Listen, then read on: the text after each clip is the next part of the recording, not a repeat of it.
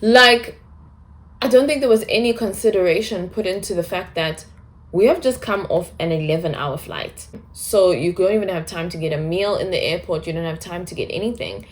And now you're on a flight for another hour, 10 minutes, something around there. And there's no food. Hi everyone, welcome to a new video. Today I'm going to be reviewing my experience with British Airways. So I am in Northern Ireland for the One Young World 2023 Summit, and I flew from Johannesburg to London Heathrow Airport and then from there to Belfast, Northern Ireland. So it was my first time flying with the airline internationally. British Airways used to be under Comair with Kulula.com in South Africa, and they used to do domestic flights. They don't have that anymore. But I'm used to flying BA domestically. I've never flown them internationally until now. So I'm going to be reviewing my experience with them, and just a heads up, it was not great. So let's get into the video.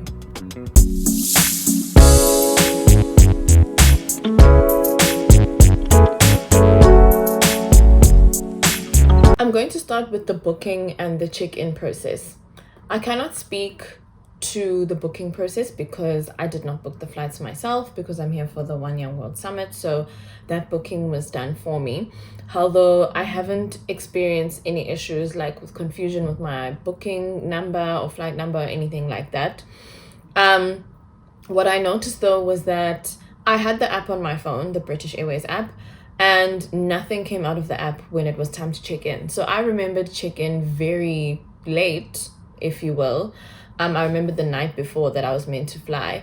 But the app didn't give me any notifications, and my push notifications were on. I didn't get an email reminder. I didn't get any SMS reminders. So that was a bit strange to me because I'm used to that 24 hours before the flight. Normally you get some notifications. So I had to remember on my own, which, I'm an adult, I should know. But, it's nice to have that reminder that, okay, hi, check-in is open, because then you aren't left with like the last seats that are available.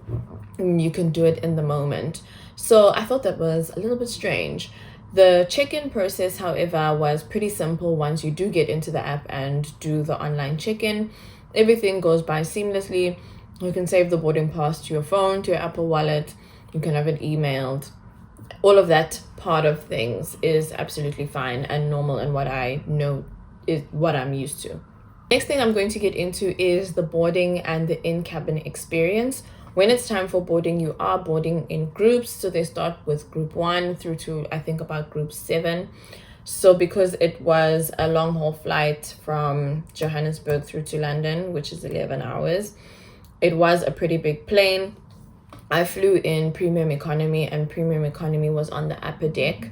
So we board, and then the layout in the plane in premium economy is 232. The seat was really comfortable. They have a lot of, comfortable leg room. There's a leg rest as well. And then you also have a headrest. Yeah, we can call it that. The seat is also like wide enough for you to sit in, and the legroom is very comfortable. I really like that. I was sitting in seat 67J, which is the seat just before the bathroom. So the bathroom was right behind me, which of course is to some people not very ideal because everybody is always making queues next to you because they want to go to the bathroom. But I found it to be actually very useful on this trip because when there's nobody behind you, you can recline your seat all the way, and the seat reclines pretty far. Obviously not flat, but it reclines pretty far. So it's nice because you're not inconveniencing anybody when you want to recline your seat as far back as it can go. I did not see a lot of power outlets. I know that they have the USB one, but I didn't see an actual like plug point, which I've seen in some of the other flights. So that was a bit of a weird one, but I did have a power bank with me. I just thought that it was interesting that they didn't have the actual plug point in that specific plane. The aircon was also not so aggressive. But you didn't have the option to turn it off. I think it turns in its own. Yeah, it was centrally managed. So even if the aircon was blowing in your face, you couldn't really control it, which I thought was a bit, because what are you supposed to do? What if you have allergies? And cabin for my short haul flight, so from London to Belfast City, however, was a very different plane. And wow, this is where things got a bit weird. So I was flying in business class, and boarding is the same. You board in groups. But when I got to my seat, I noticed that it's one of those seating situations where they say it's business class, but the formation is 3-3, and essentially business class looks like economy class seats covered in leather, that where you have the middle seat between you and the person on the aisle or the person in the window, basically the middle seat in the row, is blocked. I don't understand, because I feel like people fly business class like for that comfort. I don't care that someone is sitting there. I want a bigger like seat. I want more leg room. But it honestly felt like economy. It felt like economy in a Middle Eastern airline, except you have the middle seat blocked. So you and the other person, like there's big distance between you, but it doesn't feel like a business class experience.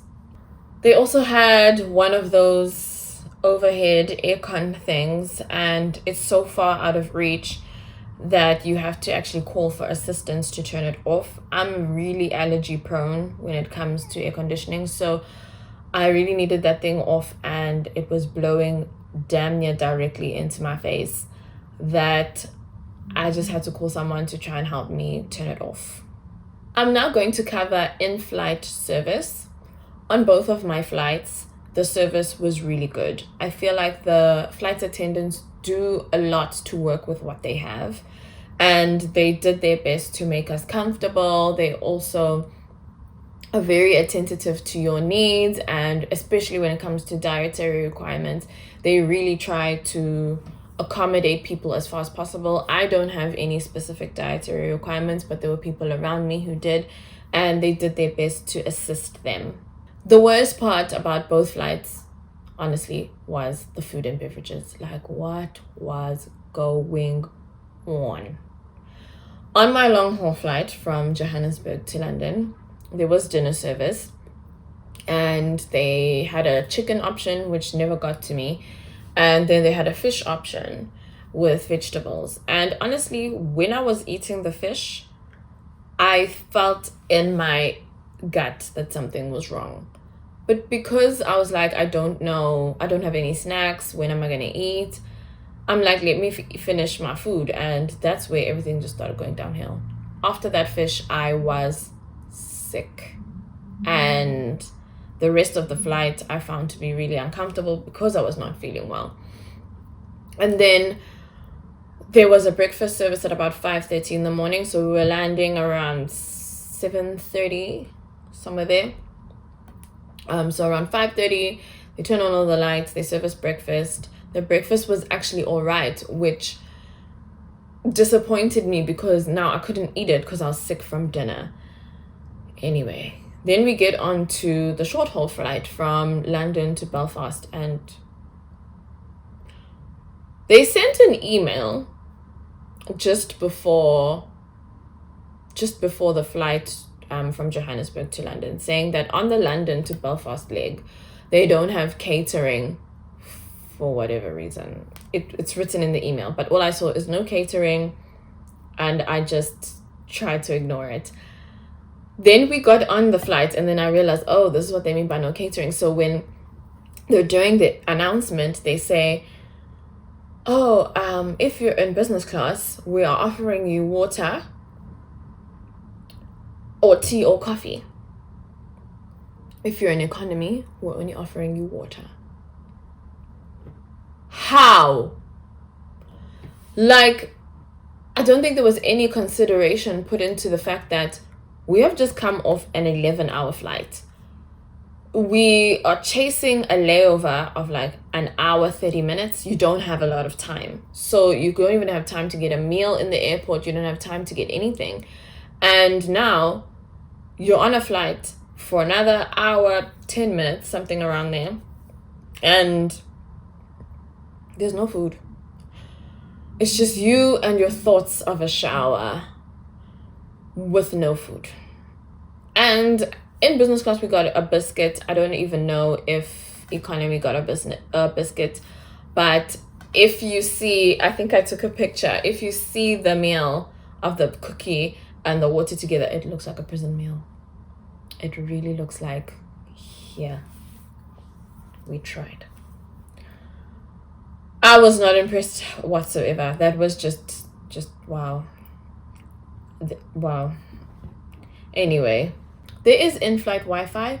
Messaging only is about £5, and it's £5 for 1 hour. And then you have different tiers of pricing. So I think the highest price is £20 for the full flight, for full accessibility, so chat and internet access and social media apps, things like that. In-flight entertainment was a 10 out of 10 because they had all the Harry Potter movies, and of course it's British Airways. Of course they had to have all the Harry Potter movies, and that's all I looked for. So it's kind of hard for me to rate it because all I really want is movies that are engaging. But they do have different sections. So they had like Best of British, and that's where a lot of their British movies and series are, and Harry Potter was under there. And then they have other different types of in-flight entertainment, but it focused a lot more on British content. And I mean, I love British content, so I can rate their in-flight entertainment pretty highly. The in-flight experience was really good for the most part. We didn't have much turbulence.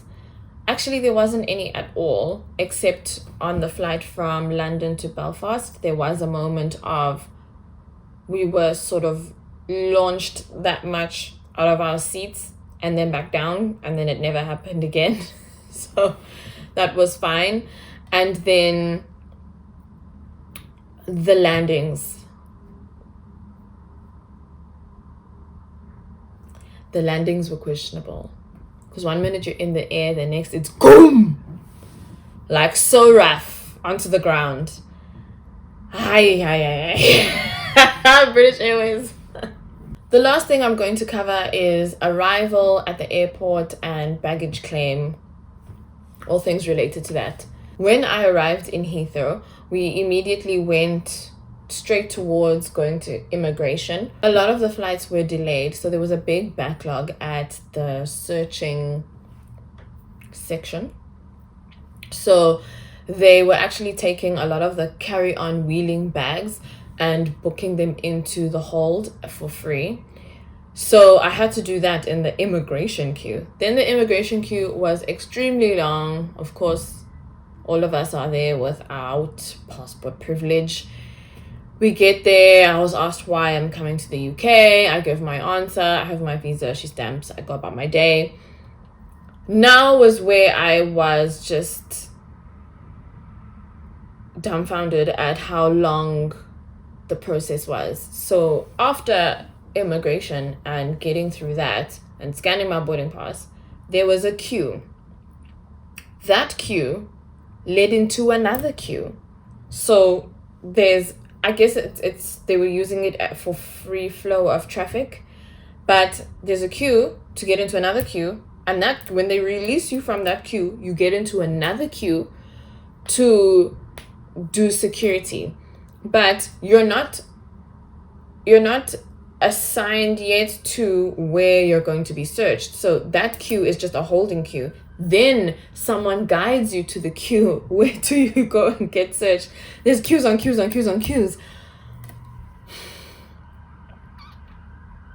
Then you get to the front of the queue, and of course you take out your electronics, you whatever you need to take out. You put your things in the little crate, and then they're like, stand over there. And over there, you're standing in front of this. It's like one of those metal detector type things, but different. So you stand in there, and there's a place for your feet, and then you're supposed to put your hands up like this. And then if you've ever been to the dentist and put your teeth and gotten an x-ray of your mouth, it's literally like that. Like you stand like this and the thing moves around you for like a minute or something like that. And then even after that thing, you still get searched by hand, which I don't understand, because then what was the point of the other thing? Like, just search me with your hands one time. So they do that, and they search, and this lady kept focusing on my waist. I didn't know why. I wanted to ask questions, but I was too scared. And then she's like, okay, I need to search around your waist a little bit more. So I had to like lift my jersey a little bit. Luckily, I wasn't wearing like a t-shirt underneath. I was just wearing a sports bra. So she does her search again. And then on top of that, they do like a swab around you, around on your body. So they take this thing, and then it's like a lint roller type of thing, and they're doing this, and then they have a machine. This is my first time at Heathrow, guys, so if I'm explaining this and you've already seen it, I'm sorry. But then they have a machine where they do a sample test, and you can't move until that thing comes back and says approved. And then it said approved, and then I could leave. But then once I got to the end, one of my colleagues was held up because her laptop charger was still in her tote bag. And they were like, what is this? And then she had a fragrance that looked like a grenade. It's a Nazaro fragrance. And it got flagged, but it was just a fragrance. So, I don't know, man. The Heathrow, the searching part of it is nothing like I've experienced before. I felt like a criminal. It was very, very uncomfortable. Anyway, after that, we move on, and we were going to the boarding gates. So like the thing is not very clear. It just says go to A gates. We go to A gates. We realize the flight is delayed. They still haven't told us which gate to go to. And then we asked this guy if he can help us. And he's like, if you need assistance, just stand in the queue. First of all, we were in the queue. That's why we're here. But the way he said it was just, he's just so unfriendly. Like, don't work in customer service if you're going to be snippy all the time. What's wrong with you? Anyway, eventually we had no choice but to wait at the board and wait for the information to present itself to us, which it eventually did. We got to our boarding gate. We're boarding in groups again, which took forever because the flight was delayed actually by 50 minutes, 50. And then boarding took a really long time. Then they said they were refueling, etc., etc. And then everything that happened on the flight London to Belfast in terms of food and seating happened. And then we got here. Safe and sound. Some people on my flight did experience issues with baggage being left in London. Wasn't me, but I would be so pissed off to transit for so long and then they've left the stuff in London. And they did say that, so London is only like an hour away from Belfast or something like that, like a little over an hour. And they said it might take 3 days for her to get her bag back. How does that make sense? Because they were like, we have to find the bag first and then we have to send it. And it's just like, how does that take 3 days if like I know exactly where my bag is? If it was me, I'd be here rioting personally. That is my review of my experience with British Airways and with Heathrow International Airport. Honestly, the airport, minus 1,000 out of 10. The whole experience was just too much for me. The searching, I think, is what did it for me. Because, it was invasive. It's uncomfortable. Yeah, you just feel like a mule, even if you're not. And it's like, come on now. Anyway, I know they can't exactly profile or see who's who, but again, the searching there is not like anywhere else I've ever seen in the world where I've been. So maybe it's like that in America. I've never been to America. Again, it's not like anywhere I've ever seen in the world before. So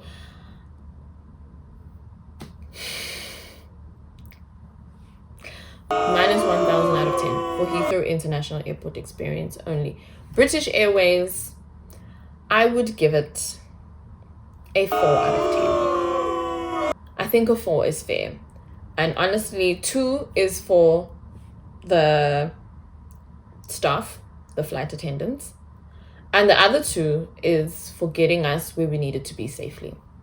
Everything else, thank you for watching my review of my experience with British Airways and with Heathrow International Airport. If you like this video, please give it a thumbs up. Subscribe if you haven't done so, please guys. And any questions you have, you may leave them in the comments. Thanks for watching and see you in my next video.